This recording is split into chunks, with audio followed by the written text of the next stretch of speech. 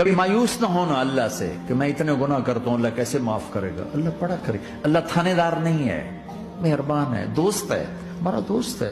اللہ سے باتیں کرو، اللہ سے یاری لگاؤ، اللہ کو دکھڑے سناؤ. یا اللہ میرے ساتھ یہ ہو رہا ہے، تو کچھ کر دینا. اللہ سے لاڈ کرو جیسے ماں سے لاڈ کرتے ہو. وہ نہیں تھا چرواہا موسیٰ علیہ السلام نے سنا کہہ رہا اللہ سیاں تو آویں تیری جواں کڈاں، تین تیل لاواں، تین کنگھی کراں، تین روٹی کھواواں، تین دودھ پیواواں. یہ اللہ سے باتیں کر رہا. تو موسیٰ علیہ السلام نے اس کو بدبخت یہ کیا کہہ رہا ہے؟ کہہ رہا یا اللہ تو میرے پاس آ، میں تمہیں تیل لگاؤں، تیری جوئیں نکالوں، تیری کنگھی کروں، تجھے بکری کا دودھ پلاؤں. تو وہ تو بیچارہ ڈر کے رونے بیٹھ گیا. جب موسیٰ علیہ السلام طور پر آئے تو موسیٰ علیہ السلام سے اللہ نے کہا موسیٰ تو نے تو میرا یار ہی مجھ سے دور کر دی، مجھے تو اس کی باتیں بڑی اچھی لگتی تھی.